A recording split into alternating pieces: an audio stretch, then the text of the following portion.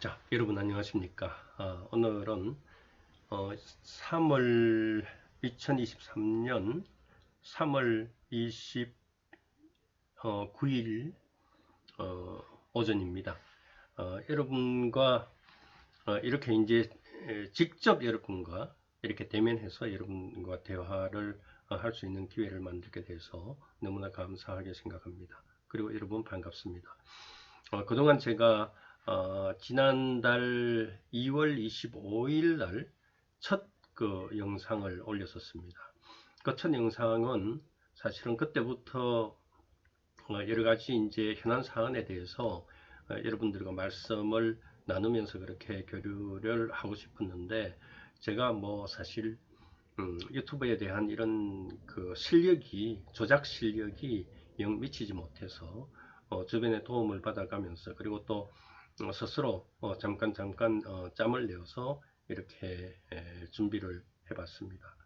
그리고 하고 싶은 얘기는 몇 가지 메모를 해서 그렇게 여러분들과 공유를 하고, 또 그 공유 내용을 말로 풀어서 또 제 페이스북이든지 이렇게 링크를 시켜서 그 필요한 분들께는 그것을 그대로 한번 글자로서 읽어보시도록 그렇게 한번 시도를 해봤습니다.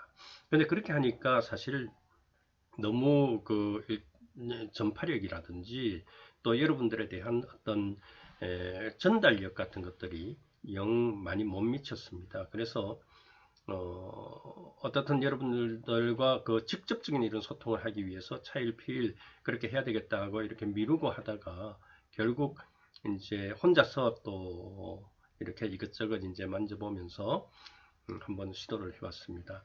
오늘은 이제 첫날 여러분들과 이렇게 얼굴을 대면하는 시간입니다. 저에 대해서는 뭐 이미 그 제 개인 정보가 있고 하니까 여러분들이 다 아셨으리라고 생각을 하고요. 저는 여러분들 이미 제가 밝혔습니다만은 잠깐만요. 이게 미처 준비가 안 돼가지고 있는 것이어서 제 페이스북에 잠깐 이제 여러분들 인사를 나눴으니까 제 얼굴은 밑으로 내리도록 하겠습니다. 네, 조그만하게 이렇게 내리도록 하겠습니다. 뭐 이거는 조금 이따가 말씀 한번 나눠봤으면 하는 것이고, 제 페이스북에 이렇게 소개가 되어 있는 것이 있습니다. 제가 몇 가지 저에 대해서는 뭐 제 페이스북 혹시 여러분들 기회가 있으면 한번 들어와 주시기 바랍니다.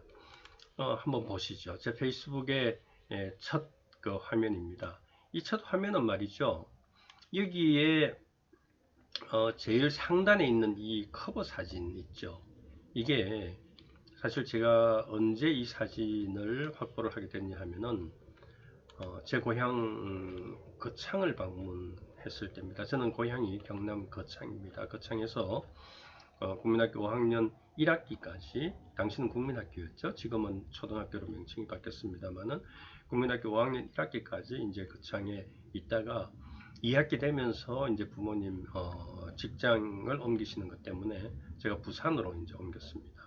그래서 이제 심심하고 이렇게 조금 무료하고 아니면은 마음이 조금 좀 다운이 된다든지 이렇게 하게 되면은 제가 거창이라고 하는 고향을 자주 즐겨 찾습니다.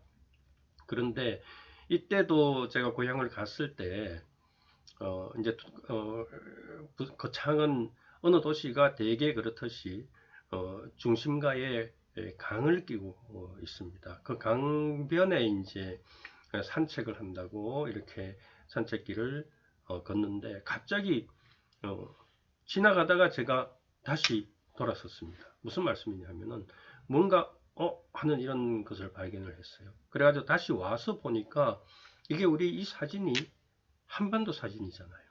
여러분 한번 보세요. 한반도 사진이고 옆에 이런 것들이 이런 또 잎사귀가 조그마한 게 붙어가지고 있고 이게 울릉도 독도다. 그 다음에 밑에 이렇게 제주도다. 이렇게 하는 이 사진을 그날 발견을 했습니다. 그런데 무엇이냐 하면은 이것은 그날 바람이 많이 불었어요. 바람이 적지 않게 불었습니다.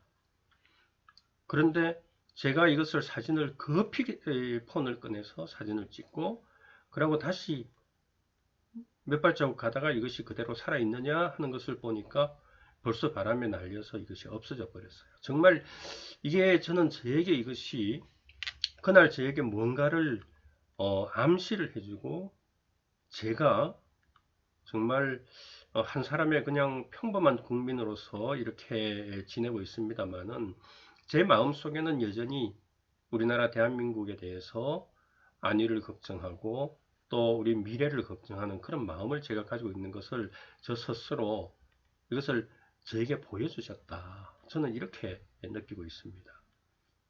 그래서 누군가는 이제 댓글로서 이것을 제가 페이스북에 올리고 나서 보니까 댓글로서 이런 말씀을 하시더군요. 이런 모양새를 볼 수 있다는 것도 감격적인 것이지만 이것을 스스로 봤다는 것 그 자체가 너무나 감동이다.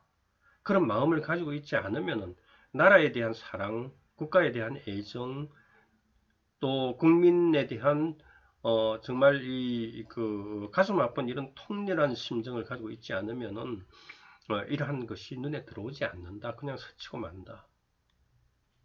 그 말에 사실 정말 저를 너무나 크게 위안을 해주는 그런 격려의 말씀이었습니다. 어떻든 그렇고요. 그 다음에 지금 여기에 이제 소개되어 있는 제 사진, 이거는 얼굴 사진은요. 제가 여러분들 제 패친이라든지 하는 분들은 혹시 아실지 모르겠습니다만은 제가 sol직히 말씀드릴게요. 2019년 10월 17일에 병원에 입원해서 18일 날 큰 수술을 받았습니다. 사실 그때까지만 하더라도 제 체중이 평소에 한 78kg, 80kg 이 정도 됐었는데 수술을 하기 부적절한 그런 뭡니까? 여러 가지 제 신체의 상태여서 6월 달에 한번 수술을 하려다가 체력 건강 테스트에서 수술 체력이 아직 못 된다 해서 바꾸먹고 그 다음에 8월 말 그러니까 개강을 하기 위해서 8월 달에 하고 그 다음에 약간 며칠 회복해서 개강을 하려고 그렇게 했는데 그때도 사실 또 수치가 안 나왔어요. 그래서 그러고 나서 날을 잡은 게 사실 중간 시험 기간인 그 10월 17일 날 들어가서 18일 그렇게 하고 또 며칠 병원에 입원했다가 나와서 조금 요양을 하고 이제 다시 강의 복귀하는 그런 형태로 했었습니다. 제가 그 당시에 수술 당시에 체중이 제가 78kg, 80kg 나가던 사람이 68kg, 67을 보게 되더라고요. 제가 키가 178, 177 이렇게 되는데 그 체중이었으면 어땠겠습니까? 여러분들 한번 생각을 한번 해보세요. 정말 옷을 입으면 그동안에 입던 양복을 걸치면 정말 어디 전봇대에다가 양복을 걸쳐놓고 허수아비 같이 추레한 그런 모습을 제가 봤습니다. 정말 건강을 평소에 많이 신경을 써야 되겠다. 무엇이 중요하냐라고 하는 부분에 대해서 제가 공부하고 무엇인가를 성취하고 또 조금이라도 더 많은 활동을 하기 위해서 정신없이 쫓아다녔던 그런 기간들을 생각을 할 때 정말 병원보다 제 일이 먼저였고 병원보다 행사에 회의에 참여하는 것, 학회에 발표하는 것, 논문 쓰는 것 그래서 병원을 뒤로 빼고 한 2순위, 3순위로 미루다 보니까 계속 제 건강을 소홀하게 했던 것 그것에 대한 뼈저린 후회를 했습니다. 여러분들 혹시 젊은 분이 계시다면 지금부터 병원 생활 좀 열심히 하시고요. 병원에 조금 이상이 있으면 바로 병원 쫓아가시고요. 그 다음에 조금 40대, 50대 이제 저와 비슷한 60대 이상 이렇게 되신 분들은 제발 건강 챙기십시오. 이제는 여러분들 건강이 무엇보다도 중요한 그런 연령대고 또 시기입니다. 우리의 삶의 그 생존 연령은 80세에서 90세, 100세까지 이렇게 늘어나는데 건강하게 그때까지 살아야 되지 않겠습니까? 병원에 누워서 골골하면서 10년, 20년 그렇게 지나면은 그게 무슨 모양입니까? 여러분들 함께 건강하면서 그렇게 지낼 수 있도록 했으면 좋겠습니다. 이제 말이 조금 옆으로 샜습니다만은 제가 이 사진은 그러니까 그때 2019년 10월달 10월 중하순에 수술을 하고는 그리고는 그때가 이제 무슨 일이 있었냐 그 이후에 이제 퇴원하고 뭐 여러 가지 또 사연들이 많이 있습니다. 그리고는 2000년 들어오면서 여러분들 국회의장을 하던 정세균 씨가 국무총리로 갔던 거 여러분들 알고 계시죠? 그 국무총리가 문재인 대통령 때 국회에서 그 당대의 전반기, 국회의장은 전반기 2년, 후반기 2년 해서 달라집니다. 당대의 전반기 국회의장을 했던 사람이 그 당대의 국회에서 2년 국회의장을 하고 그 다음에 국무총리로 임명을 하겠다는 겁니다. 여러분들 뭐 그게 어때서 여러분들 생각할 수 있습니다. 그러나 그렇지 않죠. 그렇지 않습니다. 국회의장은 국민이 뽑은 우리 민주적 정당성을 가진 가장 기본적인 국민의 총의가 들어있는 그런 국민의 가장 국가를 형성하는 가장 국민의 대표기관이죠.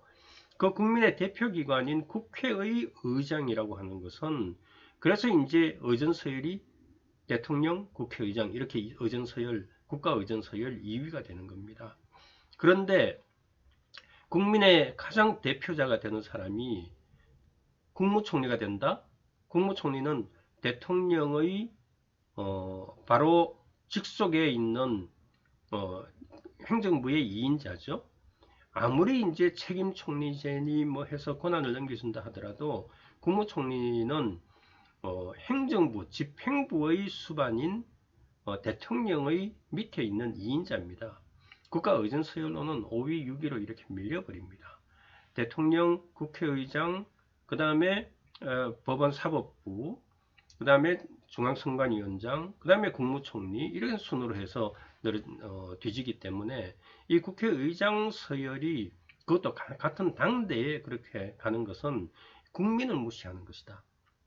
그리고 국회의원이 국회부의장, 국회의장이 된다는 것은 그만큼 국민의 뜻을 받드는 또 국민의 뜻을 존중한 국민의 대표자로서 가장 최상의 대표자로서의 지위에 있는 사람이 대통령의 밑에 들어간다는 것, 그거 자체는 국회를 언제든지 부술 수 있다. 국회는 집행부, 즉 대통령의 수하에 있는 조직이다 라고 하는 이런 인식을 심어주게 하고 우리 헌법상 결과적으로 권력분리 원리에 반하는 그러한 것이 될 수가 있습니다. 그래서 그 당시에 이제 정세균 국무총리 임명 그 인사청문회에 첫날은 이제 여러 가지 이제 개인적인 것 했고 두 번째는 전문가 참고인 진술을 하도록 그렇게 했습니다.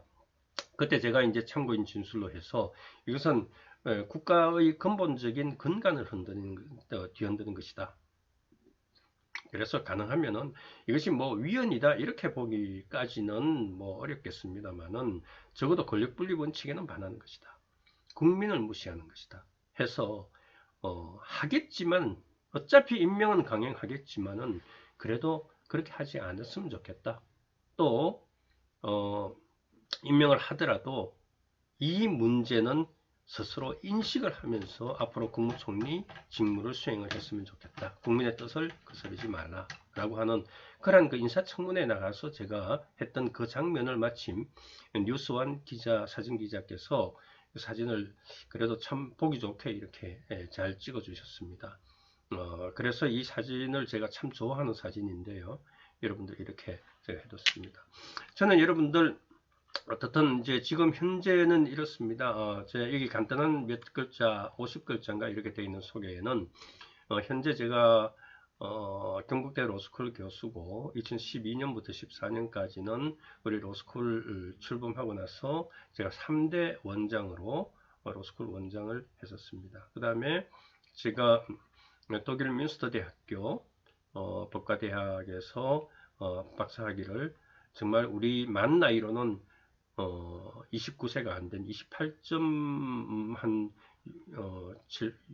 28.5세 정도 되는 그 아주 이른 나이에 독일에서 박사학위를 취득을 했습니다. 그리고 귀국하면서 곧바로 헌법재판소에 들어가서 제가 1997년도까지 헌재에 있었고, 그 다음에 동아대 법대로 옮겼다가 2006년 2월부터 현재 경북대학교 로스쿨 교수로 있습니다.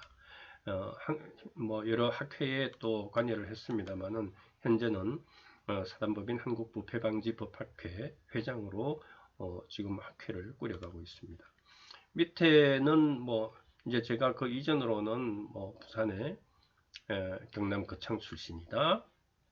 거창이 지역적으로는 이렇게 나오나요? 경남의 저 윗부분 무주하고 또 경북의 고령인가? 고령 옆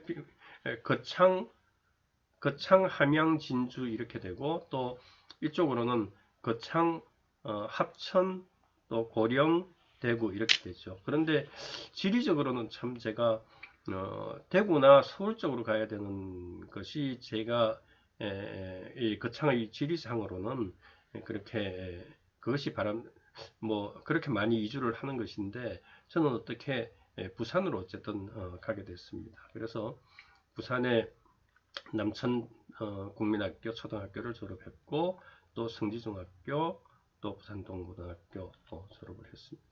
어쨌든 이렇게 제가 지냈고, 그 다음에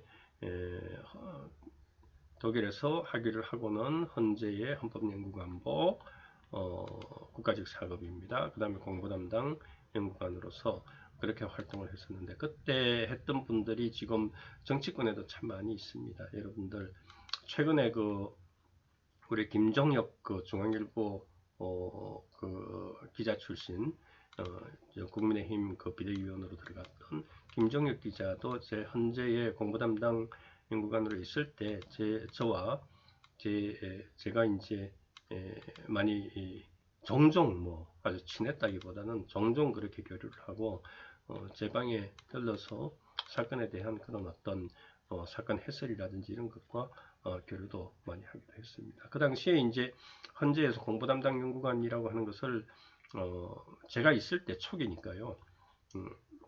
그때 이것을 만들었는데, 헌재가 여러분들 1988년도에 문을 열어서 사건이 없다가 이제 1989년 본격적으로 이제 출범을 하고, 그 다음에 사실 하루에 한 건 정도라도 불기소 처분에 대한 헌법 소원이 접수되는 것 그 자체로서 만족을 하다시피 그렇게 지내다가 지금은 1년에 뭐 수백 건, 1000건씩 이렇게 들어오는 그런 이제 기구가 됐습니다. 그때만 하더라도 이제 그 헌재에서도 공보관이라고 하는 일반직 공무원 직책이 있었는데, 사실 헌법재판제도는 그 당시만 하더라도 사실 신생제도지 않습니까? 그래서 이제 제가 사실 또 독일에서 학위를 했고, 우리 헌법재판제도가 독일의 독일에서 우리가 차용한 그런 시스템이기 때문에 그게 대해서 이제 사건이 있고 하면은 헌법재판 제도에 대한 여러 가지 해설이라든지 사건에 대한 해설 이런 것들을 제가 하도록 그렇게 명을 받았었습니다. 그래서 평소에는 제가 사건 배당받은 것들 검토를 하면서 그렇게 평소 사건 보조를 했었고, 검토보고서 작성하는데 이렇게 역할을 했었고, 그 다음에 선고 때만 되면 사실은 선고를 앞둔 한 일주일 정도부터는 조금은 여유가 있는 기간인데, 제가 이제 공보 담당을 맡다 보니까 이때는 그 선고 예상이 되는 그러한 어떤 사건들에 대해서 제가 정확히 또 알아야지 또 이 브리핑을 하지 않습니까? 그러기 위해서는 이제 사전에 사건을 이제 공부를 해야 됐습니다. 어떤 사건이 선고가 되느냐라고 하는 것도 불투명했고, 사건 선고를 하려다가 제일 마지막에 가서 이건 사건 선고를 미루는 그런 일들도 종종 있었습니다. 그 다음에 결론이 어떻게 날 것이냐 하는 부분에 대해서도 마지막까지 그것이 결정이 안 되는 그런 경우도 많았습니다. 그래서 저는 이제 사건이 선고가 되겠다 싶은 사건들 중에서 중요한 몇 개 사건들은, 특히 사회적으로 파장이 있겠다 싶은 그런 사건들은 미리 이제 제가 공부를 해둬야 되죠. 여러 가지 어떤 질문이 나올 것인지까지도, 또 사회적으로 어떤 여파를 미칠 것인지, 또 이 법률이 예를 들면 이 법률이 위헌이다, 또 헌법 불합치다, 일부 위헌이다, 이런 형태로 해가지고 나오게 되면은 그 사건이, 그러면 소관 정부 부처나 지자체나 이런 법 집행하는 기관에서는 어떻게 이것을 처리해야 되느냐 하는 이 사건의 어떤 각 집행기관의 구속력 문제 같은 것들까지 해서도 제가 대비를 다 해야 됐기 때문에 참 힘든 그런 기간이었지만, 그래도 공부는 참 많이 했습니다. 그래 했던 기간이었고, 그랬기 때문에 사실은 지금도 제가 그때 그렇게 훈련받았던 그 까다롭고 실력으로 그렇게 단단하게 갖추어져 있는 그런 헌법재판관, 헌법재판소장님들과 접하면서 그분들을 모시면서 제가 사실 제 개인적인 이런 어떤 학문적인 토대를 제가 갖출 수 있었다고 그렇게 생각을 합니다. 일반적으로 이제 해외 학위를 하면은 제가 제 개인적인 첫 시간이니까 여러분들 양해를 좀 해주시기 바랍니다. 일반적으로 박사학위를 한다든지 이렇게 하게 되면은요, 저희들 세대는 특히 더 그랬습니다. 바로 이제 대학으로 들어가는 경우가 많았죠. 그러면은 어떻게 강의해야 되는지도 사실 잘 모르고, 강의 방식도 자기가 접했던 자기 스승들로부터 받았던 그런 교육 방식을 되게 답습을 하든지, 거기에서 또 조금 더 개선을 한다 해도 크게 더 벗어나지는 못하는 그런 경우가 많았습니다. 어떤 경우는 자신의 교재를 가지고 교재만 읽으면 되는 것을 교재를 거의 교재의 내용대로 쫙 읽어 나가는, 이제 혼자서 이렇게 말씀을 설명을 하시지만은 그 설명 내용을 그냥 교과서만 봐도 될 정도의 이런 내용으로 해서 그렇게 강의를 하시는 분도 계셨고, 어떤 분은 그냥 아무것도 책도 안 가지고 와요. 분필만 한 서너 개 가지고 들어와서 한 움큼 쥐고 들어와 가지고는 한 시간을 때우고 그렇게 강의를 하시는 분도 있고, 어떤 분은 정말 준비는 많이 하시는 것 같아요. 책을 이만큼 들고 와 가지고는 쫙 이렇게 펼쳐 놓고는, 자, 이 부분에 대해서 얘기하고, 그 부분에 대한 설명이 다른 분 책에는 조금 더 달리 돼 가지고 있으면 그것에 대한 설명, 이렇게 하니까 학생들은 얼마나 지루하겠어요.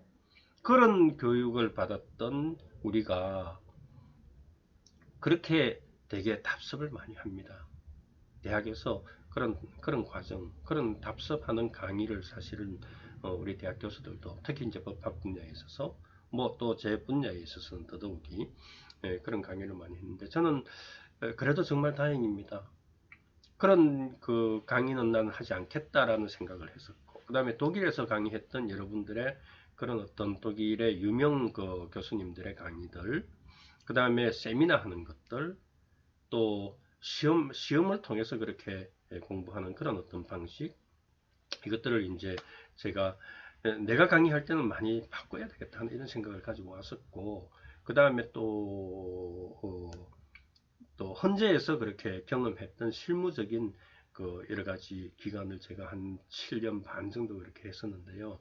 이것은 이제 헌재에서 그런 어떤 실무 경력이라고 하는 그 자체가 저에게 정말 너무나 큰 도움이 됐습니다. 뭐냐 하면은, 헌재에서 사건이 접수가 딱 되면은요, 그때만 하더라도 이제 이렇게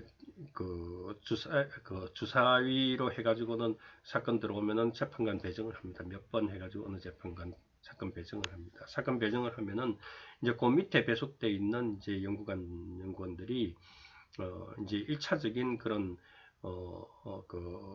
사건 검토를 하죠. 그러면은 헌재는 일반 재판하고 달리 이제 헌재에서는 위헌성 심사잖아요. 이제 법률에 대한 위헌 법률 심판 사건이 청구가 됐다든지 하게 되면은 그 법률 자체가 꼭 우리나라에만 있는 제도가 아니라 선진 외국의 다른 나라에는 어떻게 되어 있느냐. 특히 이제 독일, 일본, 미국, 또 뭐 그 북유럽 국가들, 또 다른 또 동남아 국가라든지 이런 나라에서도 있는지를 해외 입법례를 먼저 찾습니다. 그 다음에 비교를 합니다.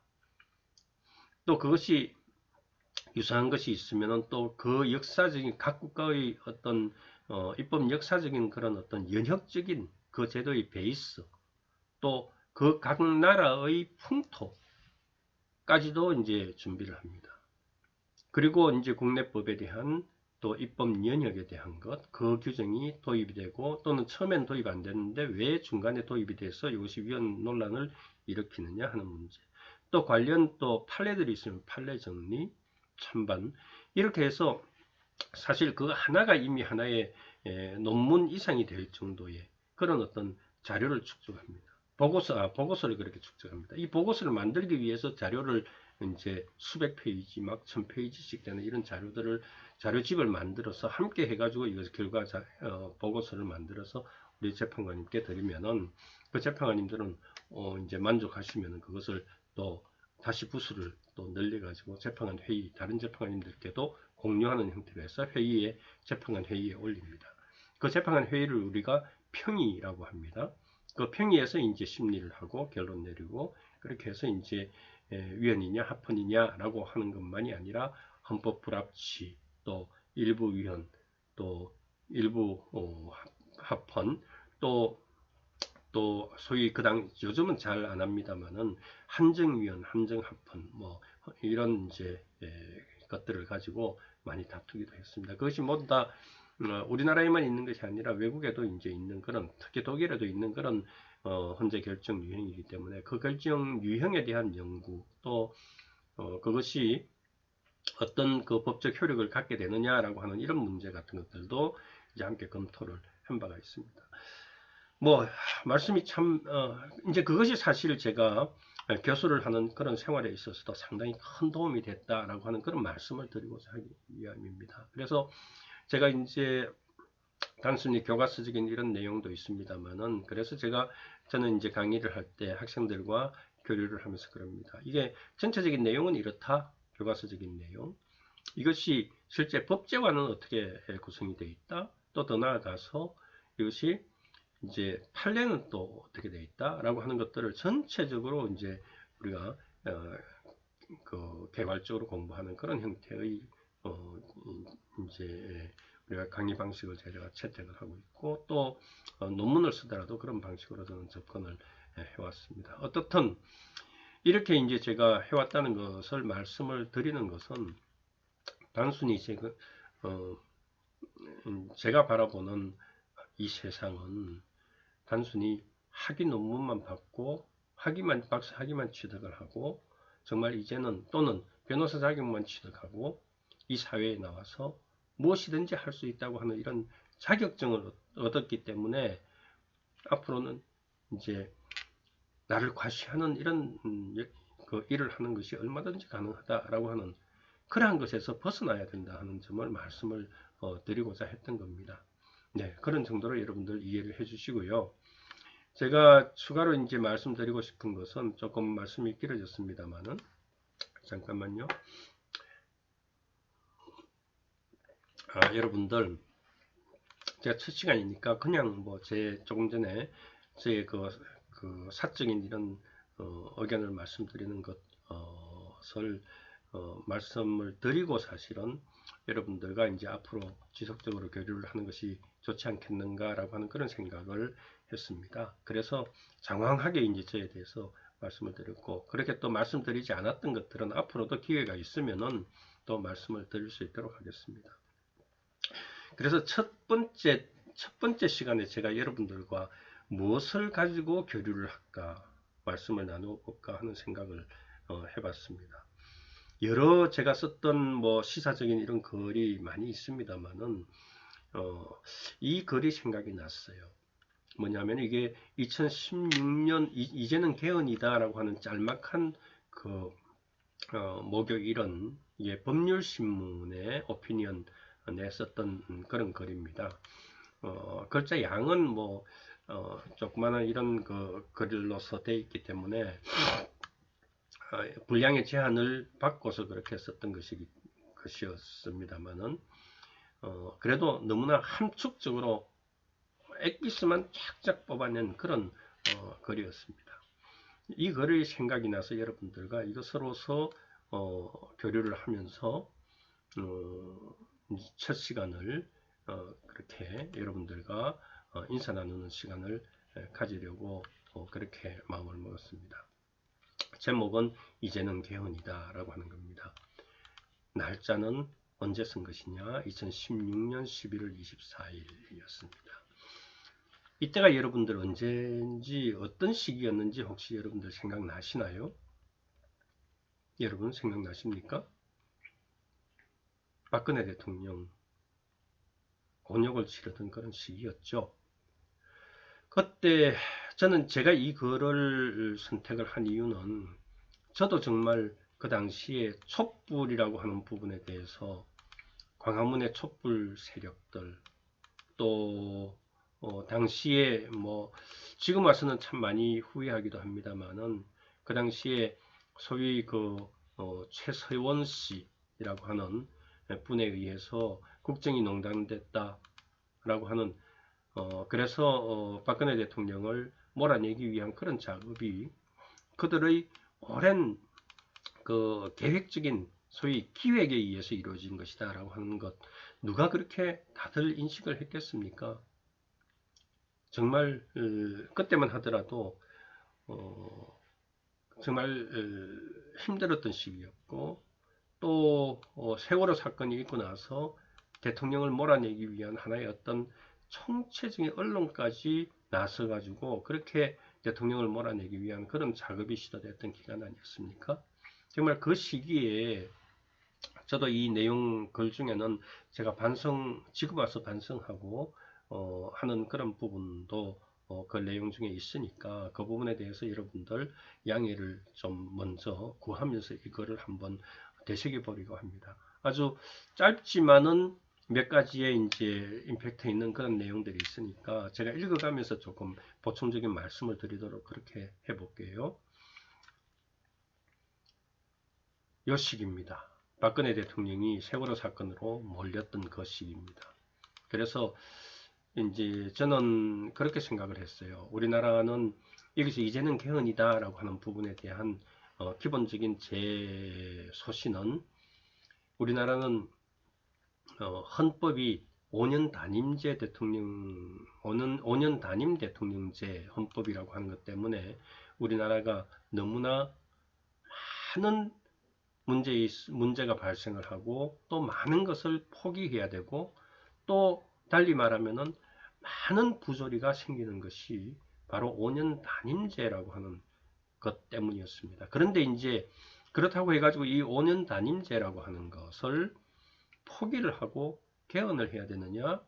개헌을 하게 되면은 또 문제가 생기죠. 우리나라는 유달리 개헌하겠다 하면은 특정 조문 일부 몇 개, 한두 개, 몇 개만 개정하겠다고 개헌을 하겠다 하게 되면은 처음에 시작은 그렇게 한다 하더라도 합의가 돼서 그 이후에는 이거 고치자 저거 고치자 심지어는 기본권 조항, 통치구조 조항까지도 고치자 해가지고 그렇게 나가다가 결국은 마지막에 가서는 돌아감이 타불되는 경우가 일수였습니다. 그래서 이제까지 더더욱이 개헌을 관철하지 못했던 그런 것이 우리의 현실이었는데 저는 이 시점만 하더라도 딱 두 가지만 개헌하자고 했습니다. 대통령 4년 중임제 5년 단임제 때문에 벌어지는 그러한 우리나라의 혼란이라고 하는 것이 너무나 심각하다. 그래서 그것을 바꾸자 하는 것이 가장 그거 하나만 다른 것은 더 이상 얘기 안 하겠습니다. 그거 하나만 하자고 했습니다. 그래서 딱 원포인트 개헌만이라도 이 시기에 하자라고 하는 것이 제 소신이었는데 이 당시에 어땠습니까? 얼마 지나지 않아서 조국 법무부 장관이라는 사람이 나와가지고 자유민주적 기본질서에서 자유도 빼자, 자유민주주의에서 자유도 빼자, 또 심지어는 대통령제 뭐 온갖 것들을 그렇게 다 막 개헌안을 3일에 걸쳐서 단계별로 그렇게 제시를 하면서 TV에 나와가지고 그렇게 여론을 호도해 나갔던 그런 것을 여러분들 기억을 하실 겁니다. 어떻든 이제 다시 이 본문으로 돌아와 가지고요. 이제 차분하게 읽으면서 여러분과 말씀을 나누어 보겠습니다. 이제는 개헌이다.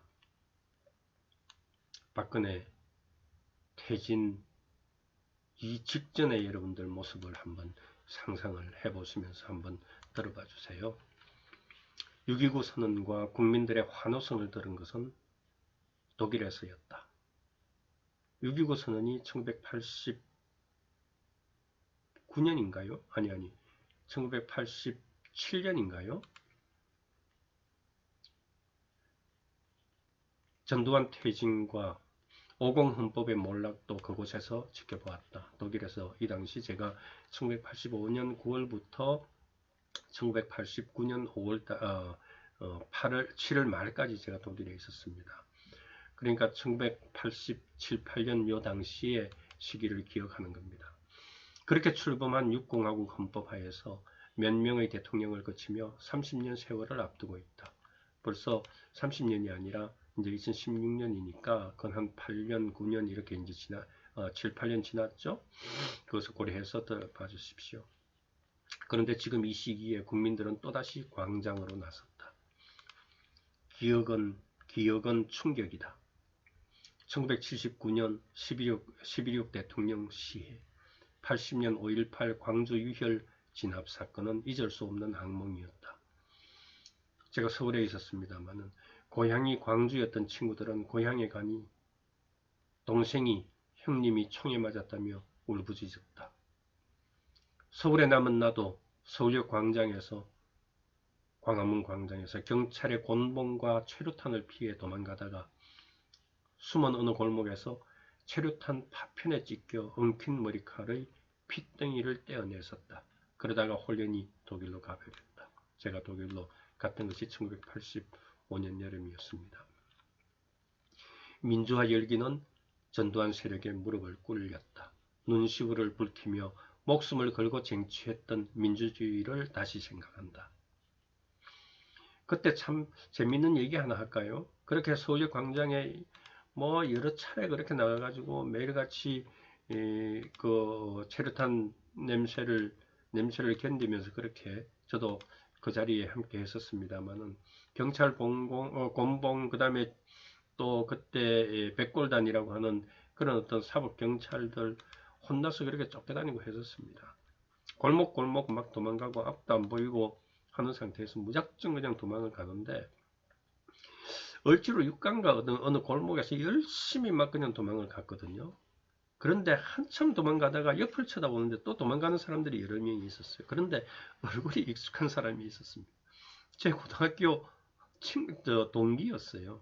이 친구도 같이 그렇게 나와서 그런 일까지도 있었습니다. 어떻든 그런 어떤 우리나라의 상황을 생각을 하면서 저는 이제 독일에서 그렇게 그 시기에 이제 전두환 세력에 무릎을 꿇렸던 그 시기를 그렇게 보내며 민주주의를 다시 생각했습니다. 개헌은 핏물이다. 여러분들 공감합니까? 내게 독일 생활 4년은 모욕과 3등 국민이라는 시선의 극복 기간이었다. 5.18과 군부 독재, 반정부 데모로 점철된 현대사를 가진 나라를 조국으로 둔 국민이었기 때문이다. TV에서 1988년 88 서울 올림픽 하기로 결정이 되고 나서 독일에서도 이제 드디어 87년 말 정도부터 해서 이제 우리나라 소개를 합니다. 그때는 독일이 사실은 제가 독일 85년 80년대 중후반 그때 독일에 있을 때 정말 학생들도 어른들도 한국이라는 나라 어딘지 몰랐어요. 어디 있는지도 몰랐어요. 어떤 사람들은 아프리카 어디에 있냐, 또 어디 남미 어디에 있냐, 일본을 아느냐 그러면 일본하고 딱 옆에 바로 붙어 있습니다. 이렇게 얘기를 하면은 그 사람들이 그러냐고 이렇게 생각을 했어요. 그래서 이제 한국에 대한 소개, 정말 미지의 국가 한국이라고 하는 것에 대해서 TV에서 88 서울 올림픽 특집을 이제 하기 시작했습니다. 그래서 뭐 한 45분짜리 이런 이제 45분짜리 50분짜리 한국 특집을 하면은 처음에 반은 경주도 나오고 서울도 나오고 한국 문화 소개를 했습니다. 그런데 나머지는 갑자기 분위기가 확 바뀝니다. 광주 사태, 그 다음에 경찰들이 군부가 그 진압하는 것, 그 다음에 화염병, 광주 진압 광경을 보여줬습니다. 한번 여러분 이 다음 문장을 한번 생각을 해보면서 가슴을 한번 저와 한번 공감을 해 주십시오. 한국 특집을 하고 나면 며칠간은 학교에 나가지 못했다. 끙끙 앓았다. 가슴이 미어 터지고 독재 권력에 한이 서렸다. 하지만 우리 국민들은 저력이 있었다. 피로써 5년 단임제 개헌을 쟁취했고 광장 정치의 승리를 보여줬다. 이것은 이제 이제 우리나라에 이런 이제 민간 정부가 들어서는 과정을 제가 이런 것으로 모습을 묘사를 했습니다. 그런데 이제 이 부분입니다. 이 부분을 제가 말씀드리는 것은 TV에서 그렇게 하고 나면은요, 이튿날 매일같이 그때는 학교에 가서 공부를 해야 되는데 또 연구소에 가서 다른 독일 학생들과 그렇게 교류를 해야 되는데 못 나가겠어요. 그 친구들도 다 TV를 봤을 거거든요. 그러면은 우리나라 서울의 문화, 경주 문화, 역사 문화 이런 것들에 대해서는 생각하지 않고 이럽니다. 너희는 괜찮니? 부모님은 괜찮으시니? 안전하니? 정말 지금도 정말 가슴이 미어 터집니다, 여러분. 그렇게 며칠을 정말 끙끙 앓고 제대로 힘이 빠져가지고 그렇게 지냈던 그런 기간이었습니다. 그래서 촛불은 눈물이다. 여러분, 이 부분 이제 조금 다른 입장이 있을 수도 있습니다. 그동안 단임제의 문제점보다 개헌이라는 뇌관을 건드리는 게 더욱 불안했다. 노태우에서 이명박까지 대통령이 이어지는 동안 개헌 시도는 매번 불발에 그쳤고 단임제 폐해에도 불구하고 이를 유지하는 것이 우세했다. 물론 나도 같은 입장이었다. 하지만 몇 주 동안 100만 명의 평화적 촛불 집회에 세계가 놀라고 우리도 감탄했다. 촛불도 성숙했고 그것을 보며 많은 국민들이 또 눈물을 흘렸다. 여러분들 지금은 후회도 하고 하시지만은 저와 마찬가지로 여러분들 이때는 여러분들도 공감하시죠? 여기에 대해서 더 이상 말씀 안 드리겠습니다. 이제는 개헌이다. 개헌할 때가 됐다는 겁니다. 이 시기에. 성숙한 시민의식은 개헌 부작용의 우려를 잠재웠다. 5년 단임제는 한계에 이르렀다. 4년 중임제든 내각제든 한탕주의식 임기말 부패를 수반하는 대통령 독식의 권력 집중을 타도하는 내용의 개헌이 시급하다.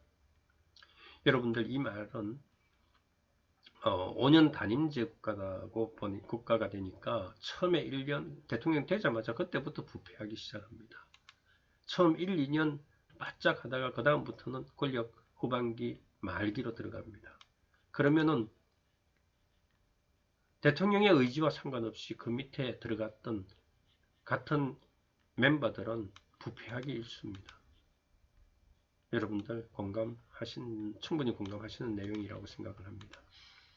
여야청, 여당, 야당, 청와대와 국민이 한 목소리로 권력구조 개편을 요구하는 것도 우리 정치사에서 극히 이례적이다. 그 당시 그랬었죠. 그래서 대통령 퇴진 주장에 그러니까 이것은 무슨 말이냐?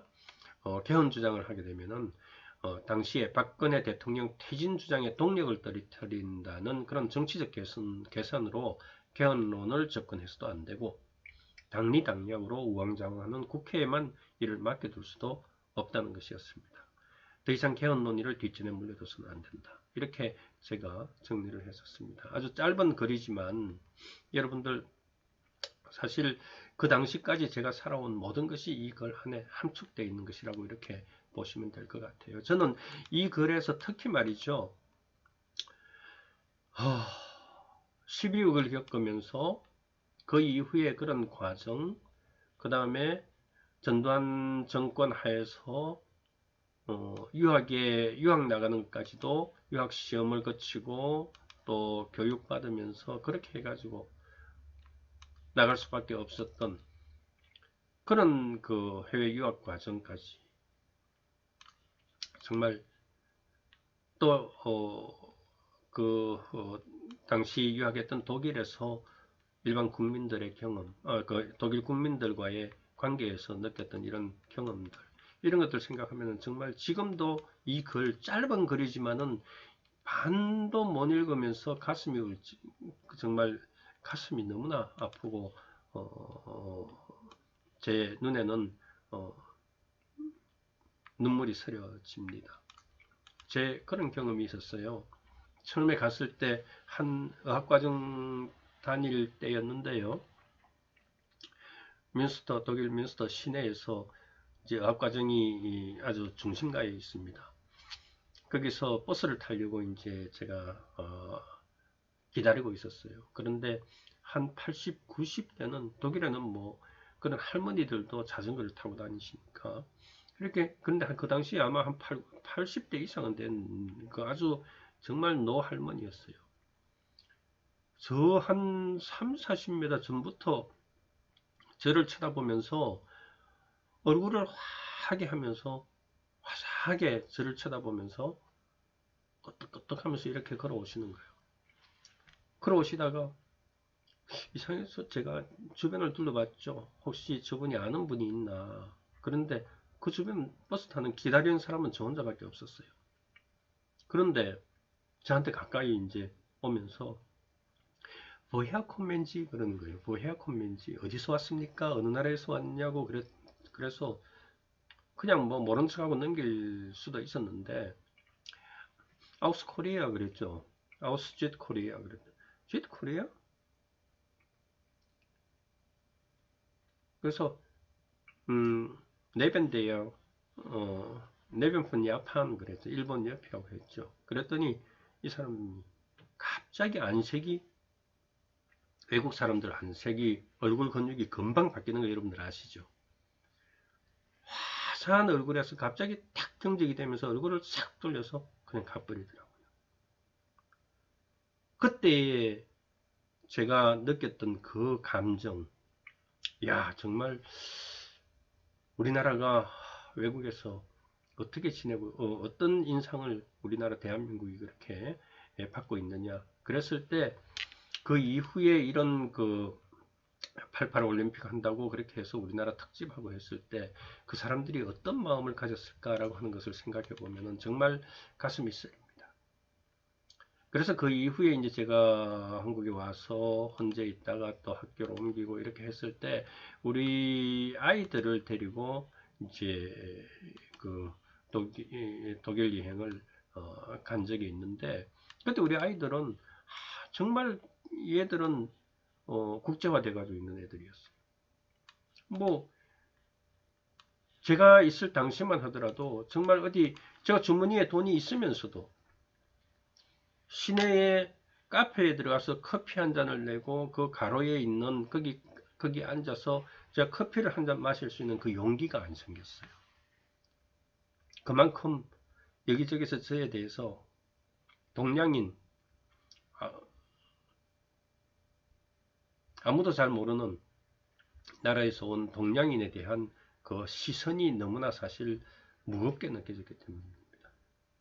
그런데 90년, 2000년 이렇게 들어와서 2000년대 정도만 해도 우리 아이들이 그렇게 나갔을 때 얘들은 아무런 거리낌 없이 그렇게 거리를 활보하고 물건 사고, 그 다음에 오히려 더 쟤들보다도, 외국 애들보다도 더 자유분방하게 그렇게 지내는 거 보니까 정말 우리나라가 그만큼 정말 많이 달라졌다, 국제적인 위상이 많이 높아졌다라고 하는 것을 경험을 했습니다. 어떻든 제가 이 장황하게 이렇게 많은 말씀을 드리고 했습니다만은 여러분 지금 제가 감기 목소리 아직까지 좀 남아 있습니다. 여러분, 오늘 첫 시간 이렇게 많은 그 장황한 말씀을 드리고 했는데, 이제 저의 어떤 제가 나라를 생각하는 이런 마음, 여러분들 구국충정, 저와 비슷한 마음을 가지고서 지금 이 시대를 바라보고 같이 동시대를 살아가는 많은 분들, 여러분들 저와 함께 해 주십시오. 제가 다른 많은 분들, 유튜브들, 우파 유튜브들과 같이 그렇게 막 자극적인 말씀 그렇게 하지 않겠습니다. 저는 있는 그대로를 객관적으로 그렇게 보겠습니다. 그 다음에 제가 너무 정치적인 어떤 비평 이런 거 하지 않겠습니다. 다만 법적인 관점에서 옳냐 그러냐, 무엇이 법에 합당한 그런 어떤 판단이냐 라고 하는 부분에 대해서 바로 잡도록 하겠습니다. 무슨 말씀이냐? 지금 우리가 이제 여러 그 유튜브든 기사들을 이렇게 보면은 조금만 잘못해도 이거는 감옥에 쳐넣어야 된다 이런 식으로 막 그냥 아주 자극적인 표현을 많이 쓰고 있는데, 거기에 여러분들이 정말 요만한 사건을 이만큼 큰 사건으로 해서 구속시켜야 된다, 감옥에 쳐넣어야 된다 이런 표현에 여러분들 자극받으시면 안 됩니다. 그러면 만일 그러니까 그렇게 해서 요만한 것에 벌금 나오고 요만한 것에 집행유예 나오고 이렇게 하면은 여러분들 실망하잖아요. 정부가 왜 이렇게 가볍게 해? 그게 아니거든요. 법이라는 것은 법이라고 하는 것은 소위 형벌에 있어서도 그렇고 행정작용에 있어서도 그렇고 가장 기본적인 것이 비례 원칙입니다. 자기가 잘못한 것만큼 처벌도 받고 잘못한 것만큼 행정처분도 받는 거예요. 그래서 요만큼 잘못했는데 이만큼 큰 처벌을 해라. 또 거꾸로 요만큼 잘못했는데 감면해라. 이것은 안 된다는 거죠. 그래서 저는 그런 부분에 있어서 여러분들과 바른 판단, 또 바른 형평에 맞는 그런 어떤 법적 견해 그런 것들을 여러분들에게 제시를 하는 것을 제 기본적인 방향으로 삼겠습니다. 그래서 이것이 아주 환호하는 그런 내용은 아니더라도 여러분들이 혹시라도 말이죠. 혹시라도 이러이러한 사안에 대해서 공정한 평가를 해 주십시오. 법적인 관점에서, 헌법적인 관점에서 공정한 판단을 해 주십시오. 이렇게 한다면 저는 제가 할 수 있는 것은 해드리도록 그렇게 해보겠습니다. 여러분들 그런 것은 앞으로 이제 댓글이든지 이메일이든지 이런 것을 해서 저에게 보내주시면은 제가 검토를 해서 제 능력에 닿는 만큼 또 시간이 허락하는 만큼 제 선에서 할 수 있도록 그렇게 하겠습니다. 오늘 여러분 제가 너무 장황하고 정말 중언부언 여러가지 말씀들을 불필요한 말씀, 재미없는 말씀들 많이 드린 것 같습니다. 첫 시간이어서 그렇다고 생각하고요. 또 저는 좀 편하게 여러분들과 교류를 했으면 합니다. 여러분들 믿고 앞으로 지켜봐 주십시오.